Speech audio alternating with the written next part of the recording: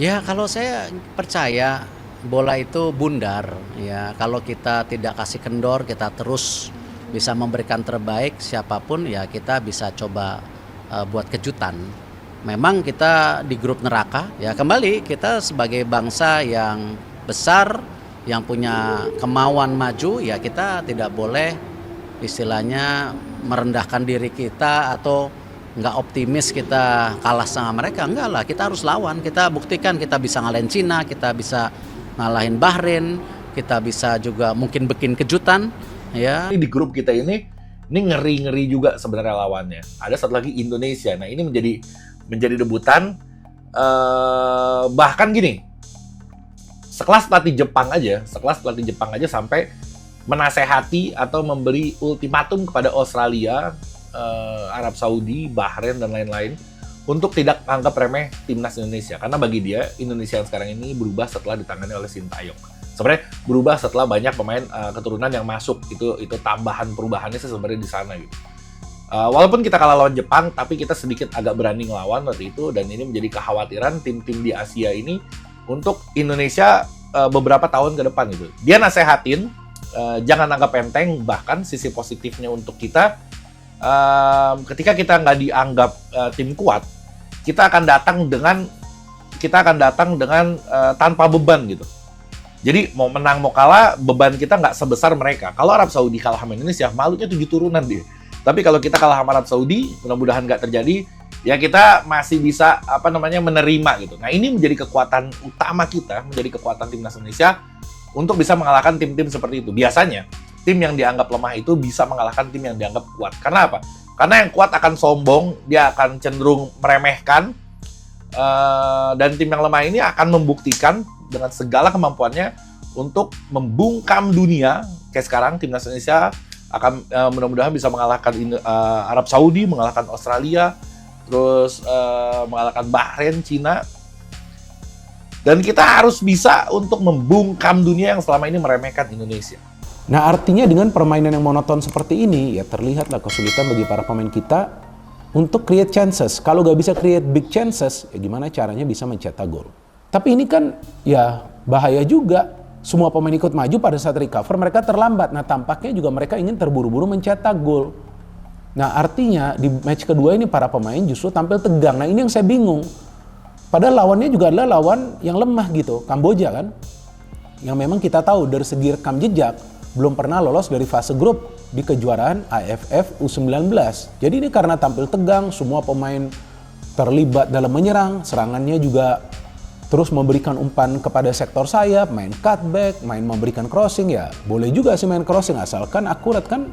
Ya cuma satu yang akurat itu, yang diberikan bola kepada Arkan Kakak kan. Dia hampir mencetak gol. Kemudian ada juga peluang dari Arli di dalam kotak penalti, bukannya dia umpan ke Arkan Kakak, dia syuting langsung. Jadi tampak para pemain kita agak tegang di babak pertama itu, ingin mencetak gol secara cepat. Padahal ya ini kan lawan bukan lawan yang kuat, harusnya bisa bermain lebih tenang. Gimana coba kalau sudah ketemu Thailand atau Vietnam di pertandingan kedua?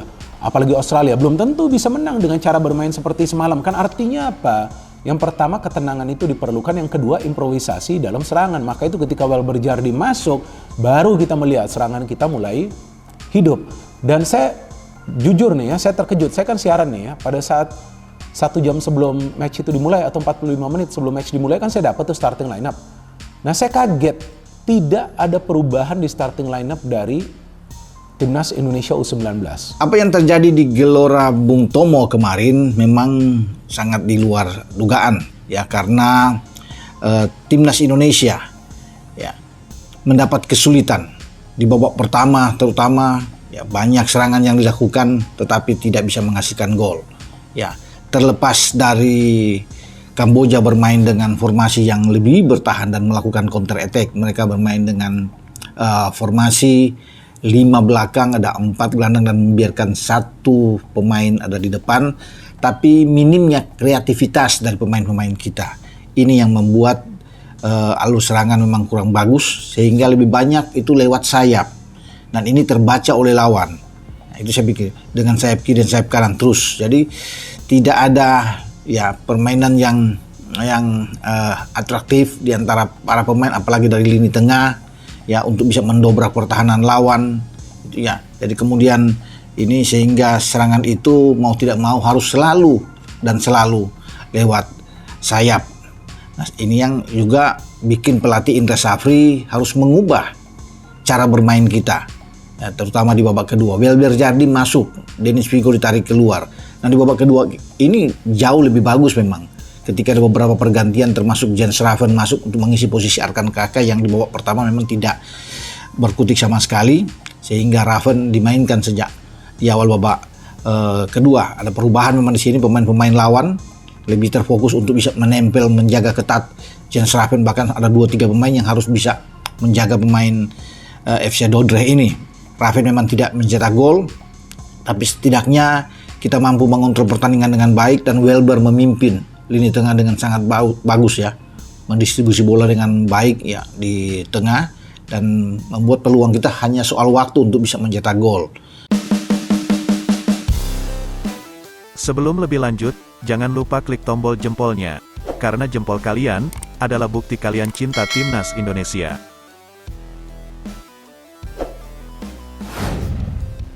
Beredar rumor, Anthony Dos Santos fix jadi pemain naturalisasi selanjutnya. Berikut jawaban Erick Thohir. Seperti yang kita ketahui, dalam persiapan kualifikasi Piala Dunia 2026 yang akan diselenggarakan pada September hingga November nanti, pihak PSSI saat ini sedang mencari beberapa amunisi tambahan atau lebih tepatnya pemain naturalisasi tambahan, untuk memperkuat skuad Timnas Indonesia yang akan berlaga bersama Sintayong atau STY nantinya. Nah, selain Maarten Paes yang sampai sekarang masalahnya masih diurus oleh PSSI, ternyata ada satu pemain naturalisasi lainnya yang dirumorkan akan berlaga bersama Timnas Indonesia nantinya. Pemain yang dirumorkan tersebut adalah Anthony Dos Santos, yang merupakan pemain sepak bola lini depan asal Brasil. Pemain dengan nama lengkap Anthony Matheus Dos Santos ini, belakangan memang dirumorkan untuk dinaturalisasi, karena diisukan memiliki darah Jawa Timur. Anthony Dos Santos sendiri memang menjadi salah satu pemain muda berbakat yang cepat menonjol di Eropa. Bahkan penampilannya yang mengesankan di klub Ajax membawanya pindah ke klub Manchester United pada tahun 2022. Nah, dalam upaya untuk merespon rumor ini, salah satu pengamat sepak bola Indonesia yang sudah cukup senior yakni Roni Pangemanan atau yang akrab dipanggil Bung Ropan, mencoba meluruskan rumor ini. Di mana menurutnya, rumor atau berita tentang pemain lini depan berusia 24 tahun ini akan bergabung dengan Timnas Indonesia adalah berita hoax. Ia juga meluruskan bahwa meskipun saat ini PSSI sedang mencari pemain untuk menutupi kelemahan lini depan skuad Timnas kita itu benar adanya, namun kedatangan Anthony sebagai pemain naturalisasi dianggap sebagai hal yang tidak benar. Memang benar, sekarang PSSI sedang mencari pemain untuk lini serang, karena ini adalah suatu kelemahan, tapi kalau soal Anthony saya pikir ini hoax, tegas Bung Ropan yang dikutip dari kanal YouTube-nya. Tidak hanya itu, pernyataan ini juga didukung akan respon Ketua Umum PSSI yakni Erick Thohir, yang ditanyakan langsung oleh Bung Ropan. Di mana respon dari Ketum PSSI tersebut mengenai rumor kedatangan Anthony Dos Santos ini juga tidak direspon dengan baik. Saya juga sudah WhatsApp menanyakan pada Pak Ketua Erick Thohir, tentang kebenaran ini. Namun, nggak ada respon apa-apa, ungkap Bung Ropan pada video YouTube yang diunggah tanggal 22 Juli tahun 2024 kemarin. Setelah itu, Bung Ropan juga menambahkan bahwa ia sebenarnya tidak ingin membicarakan peluang apapun untuk Anthony Dos Santos bisa bermain dengan Timnas Indonesia. Karena faktanya Anthony sudah bermain bersama tim senior Brasil saat ini, sehingga rumor ini dinilai sangat tidak mungkin dan tidak perlu untuk dibahas. Percuma, untuk membicarakan Anthony ini, dia sudah bermain dengan tim senior Brasil, mana bisa, ujar Bung Ropan. Sudah 9 pertandingan ia bermain dengan tim senior Brasil, di tim U23 bahkan ia sudah memainkan lebih dari 20 pertandingan, ujarnya. Bung Ropan juga meluruskan bahwa fakta terkait Anthony Dos Santos yang berdarah Nganjuk, Jawa Timur ini dinilai masih diragukan. Karena menurutnya, jika memang benar PSSI juga pasti meresmikan hal ini dan memberitahunya langsung. Ada yang bilang konon katanya ada darah Indonesia, Nganjuk, Jawa Timur, untuk bermain dengan timnas di sini, itu tidak benar ungkapnya. Karena kalau benar, pasti udah resmi dari PSSI sendiri, tutur Bung Ropan terkait rumor tersebut. Kesimpulannya, Untuk sekarang pemain naturalisasi yang sudah sangat mungkin terkonfirmasi untuk bermain bersama timnas Indonesia adalah Maarten Paes. Sedangkan untuk Anthony Dos Santos sendiri, rumornya untuk berlaga di kualifikasi Piala Dunia nanti bersama Indonesia dinyatakan hoax atau tidak benar. Berita selanjutnya, pelatih timnas Indonesia U19, Indra Syafri mengomentari nyinyiran media Vietnam kepada timnya. Ia menilai media Vietnam itu harusnya berkaca karena performa timnya di Piala AFF U19 2024 ini tidak bagus. Di akhir pekan kemarin, timnas Indonesia U19 berhadapan dengan timnas Kamboja U19. Laga ini berjalan dengan sengit, namun timnas Indonesia U19 akhirnya berhasil menang dengan skor 2-0 di laga ini. Seusai pertandingan, media Vietnam Tetao247.vn memberikan nyinyiran kepada timnas Indonesia U19. Mereka tidak habis pikir bagaimana timnas Indonesia U19 yang di atas kertas diunggulkan, malah susah payah untuk menjebol gawang Kamboja. Baru-baru ini, Indra Syafri mengomentari nyinyiran media Vietnam itu. Ia menilai Tetao247.vn sebaiknya berkaca pada timnya sendiri sebelum menyinyiri tim orang lain. Ditemui awak media di sela-sela sesi latihan timnas Indonesia U19, Indra Syafri mengaku tidak habis pikir dengan nyinyiran tersebut. Ia menyebut bahwa tidak mudah untuk menghadapi tim yang bertahan penuh sepanjang laga, dan ia rasa itu bukan sesuatu yang patut ditertawakan. Apa yang ditertawakan? Argentina juga kesulitan bobol gawang Indonesia di GBK Cup, gak diketawain ya, ujar Indra Syafri. Pada kesempatan yang sama, Indra Syafri juga menyinyiri balik media Vietnam tersebut. Ia mengungkit pertandingan antara Vietnam vs Myanmar yang berakhir dengan skor 1-1. Ia menyebut Vietnam saja tidak bisa menang melawan tim yang tidak diunggulkan seperti Myanmar, jadi ia menilai lucu ketika media Vietnam itu justru menyinyiri timnas Indonesia U19. Ya dia, dan buktinya Myanmar bisa tahan mereka kan. Harusnya tertawain diri sendiri dulu baru tertawain yang lain, pungkasnya.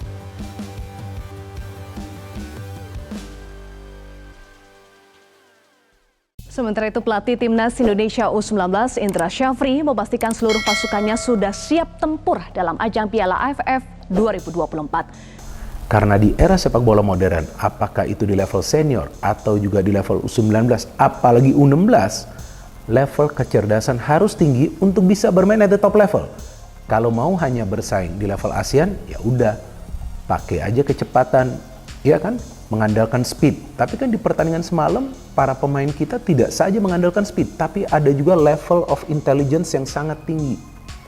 Karena ada pembagian bola yang merata, tidak selalu menyerang dari kiri melalui Donitri, tapi bisa juga menyerang dari sebelah kanan melalui Mufli. Tidak selalu bola diberikan kepada striker, Arkan Kakak, tapi juga bisa diberikan kepada winger lain yang bergerak untuk bisa melakukan penetrasi ke ruang pertahanan Filipina. Jadi overall kalau menurut saya, ya ini adalah penampilan yang luar biasa dari para pemain. Bukan artinya saya ingin memuji setinggi langit, bukan seperti itu teman-teman. Tapi saya sendiri kaget kok para pemain bisa bermain dengan begitu lepas. Nah mungkin juga karena ya ini lawannya bukanlah tim yang kuat. Artinya dari segi mentalitas memang mereka lebih unggul. Tapi poinnya, saya melihat level kecerdasan dari para pemain ini sangat baik. Nah artinya yang saya harapkan para pemain juga jangan gede kepala dengan kemenangan yang telak semalam. Tapi mereka harus lihat ke depannya. Karena perjalanan mereka ini masih panjang. Mereka harus bisa membawa tim ini lolos ke Piala Dunia. Iya dong, targetnya harus tinggi seperti itu. Kalau targetnya cuma mau lolos ke Piala Asia, itu kan sudah sesuatu yang biasa ya. Jadi saya pikir nih targetnya juga sangat baik dari PSSI meminta Indra Syafri membawa tim ini lolos ke Piala Dunia. Walaupun sekarang ini terlihat sangat berat. Tapi kan di sepak bola, sesuatu yang berat itu bukan berarti mustahil. Anything can happen in football teman-teman. Asalkan para pemain itu bisa fokus dengan permainan mereka dan jangan ada ego di antara para pemain. Yang saya perhatikan di first match semalam, para pemain bermainnya lepas banget. Nah artinya ketika para pemain bermainnya lepas, mereka enjoy. Mereka menikmati jalannya pertandingan. Kalau sesekali kita melihat ada skill individu dari para pemain, itu wajar. Karena mereka adalah pemain muda, mereka harus explore ruang pertahanan tim lawan dengan skill individu mereka. Tapi kebanyakan mereka tuh passing bola. Dan yang saya suka bahwa para winger kita itu fokus untuk membagi, bukan fokus untuk shooting. Bagaimana kita menghajar habis Filipina? Ya dia mengagumi bahwa Indonesia bermain sangat baik, punya pemain-pemain yang oke di dua flank, dan kita banyak memiliki talenta yang bagus menurut PA. Namun itu tidak akan mengecilkan nyali mereka untuk bisa bertarung melawan timnas U19 ya dalam pertandingan besok.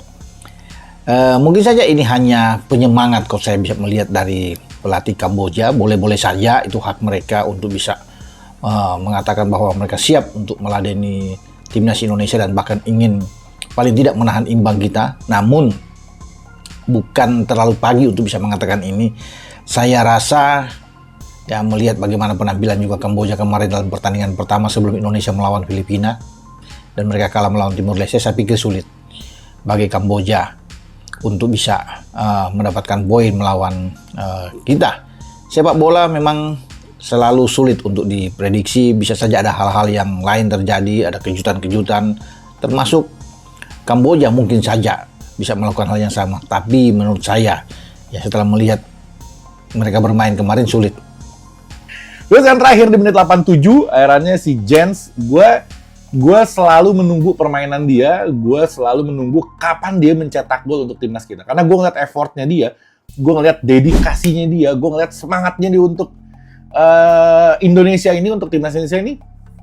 Kayaknya dibanding sama pemain keturunan yang lain, dia yang paling antusias gitu. Kayaknya girang bener kalau misalkan kita bisa ketemu sama dia nih, kita bisa ngobrol sama dia, kayaknya dia mengungkapin tuh girang bener gitu bisa main di timnas Indonesia. Dan dia anak punya kualitas juga, jelas. Dia tingginya 188, larinya juga kenceng, dan sekarang badannya nggak terlalu, kemarin kan sempat gemuk, tapi sekarang badannya udah ideal deh. Dan selain golnya si Jens ini, yang gue perhatikan itu assist dari si temennya, siapa namanya, Rizky kalau nggak salah. Ini membuktikan kalau timnas U19 memang rata-rata ya asuhan Indra Safri ini memang rata-rata nggak egois gitu mainnya. Gue kemarin di pertandingan kemarin secara keseluruhan pun gue nggak ngelihat keegoisan daripada pemain. Dan ketika si Jens ini ngegolin, terlihat satu tim yang ngejar ke dia, satu tim yang ikut happy sama dia, dan ini terlihat banget kekompakan di tim ini. Sepak bola itu ngajarin kehidupan. Orang sibuk, euforia, rame-rame, terhipnotis dengan naturalisasi. Sebetulnya 16 kemarin kita ngelihat sebuah perjuangan di sana, sebuah heroik gitu loh. Kita harus bisa bedakan mana ikan hias, mana ikan petarung gitu loh. Okay. Ikan hias memang indah dilihat gitu loh, warnanya, geraknya dan sebagainya. Tapi belum tentu mereka siap untuk bertarung gitu.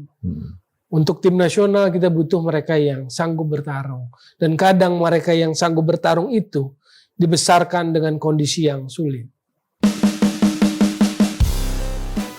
Sebelum lebih lanjut, jangan lupa klik tombol jempolnya, karena jempol kalian adalah bukti kalian cinta timnas Indonesia.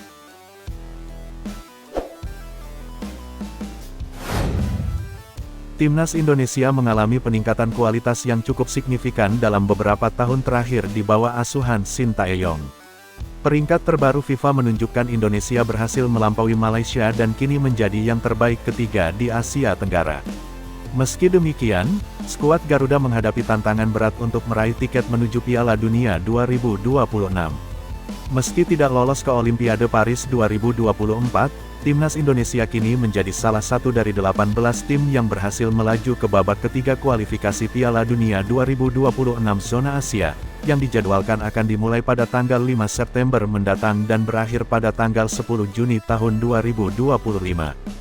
Hasil pengundian atau drawing membagi menjadi 3 grup, masing-masing terdiri dari 6 tim, dan menempatkan Indonesia ke dalam grup neraka, lantaran akan melawan juara Asia dan Piala Dunia seperti Arab Saudi, Australia, dan Jepang. Melansir dari YouTube Starting Eleven, Kamis 18/7, berikut gambaran perkembangan timnas Indonesia di mata pelatih kelas dunia dan pengamat sepak bola.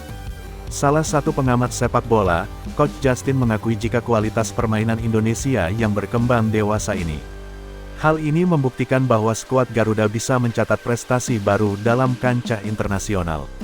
Mereka sudah menunjukkan mereka sudah mengalahkan Australia, Korea, yang selalu ikut Olimpiade, kita kalahkan sehingga mereka enggak ikut. Artinya kita mumpuni, bukan berarti kita juara atau apa ya, itu enggak. Tapi untuk berprestasi, kita bisa memberi perlawanan, ujar Coach Justin.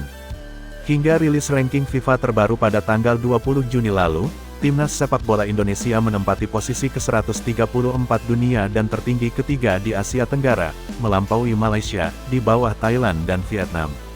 Posisi Indonesia yang naik ke peringkat 134 merupakan yang terbaik dalam setidaknya satu dekade terakhir, meski skuad Garuda pernah berada di peringkat 76 pada tahun 1998, sejak FIFA membuat sistem ranking tersebut pada akhir tahun 1992. Walau masih banyak pekerjaan rumah yang harus dilakukan, kemajuan sepak bola Indonesia kini menjadi catatan dan kebanggaan tersendiri bagi masyarakat Indonesia. This is different, sepak bola kita semenjak di bawah Ketua PSSI Erick Thohir, di bawah pelatih Timnas Shin Tae-yong is different era. We develop very fast, kita itu benar-benar meroket untuk level perkembangan sepak bola, sebut Justin. Prestasi Timnas Indonesia juga tak luput dari pengamatan pelatih-pelatih kelas dunia. Sementara itu, mantan pelatih Inter Milan, Roberto Mancini mengaku kerap memantau perkembangan sepak bola Indonesia. Menurutnya, salah satu poin khusus adalah materi pemain yang terus berubah dan terus membaik. Bahkan karena penasaran dengan permainan skuad Garuda, Roberto Mancini sampai menyempatkan hadir di Piala Asia U23 yang diselenggarakan di Qatar. Saya melihat potensi besar dalam sepak bola Indonesia. Para pemain muda mereka memiliki bakat alami yang bisa dikembangkan lebih jauh, ujar Mancini. Pengakuan dari pelatih kelas dunia ini tentu menjadi motivasi tambahan bagi para pemain dan pelatih Timnas Indonesia. Mereka kini memiliki tanggung jawab besar untuk terus meningkatkan performa dan membuktikan bahwa Indonesia layak bersaing di kancah sepak bola internasional. Meski tantangan besar menanti di babak ketiga kualifikasi Piala Dunia 2026, harapan dan semangat para pemain Timnas Indonesia tetap tinggi. Dukungan dari masyarakat dan pengakuan dari dunia internasional menjadi modal berharga bagi Timnas Indonesia untuk terus berprestasi dan mengharumkan nama bangsa di panggung dunia. Berita selanjutnya, pelatih Kamboja terkesan dengan Timnas Indonesia U19 yang tidak sombong meskipun menang telak. Pelatih Indra Syafri memperingatkan para pemain untuk tetap membumi. Sebelumnya, Timnas U19 mendapatkan hasil positif saat melawan Filipina di laga pertama. Garuda Muda meraih kemenangan besar dengan skor 6-0. Secara mental, tidak boleh ada yang jemawa. Tidak boleh menganggap apapun remeh siapapun lawan di sepak bola. Apa saja bisa terjadi, kata Indra Syafri, Jumat 19/7. Kami melihat Kamboja bermain begitu bagus di laga sebelumnya, di 10-20 menit. Tetapi, tiba-tiba 3 gol beruntun bisa dicetak Timor Leste, lanjutnya. Berbicara soal persiapan Timnas U19, Indra Syafri mengatakan akan melakukan rotasi pemain. Ia memastikan akan menurunkan 11 pemain terbaik dalam starting 11. Kami persiapan terakhir untuk mencari, memastikan siapa 11 pemain terbaik untuk besok. Prinsip kami, perlu melakukan rotasi, ucap Indra Syafri. Posisi yang terbaik itu seperti apa mungkin nanti selalu akan dilakukan rotasi pemain. Maksimal 5 pergantian pemain juga akan kami manfaatkan, dirinya menambahkan.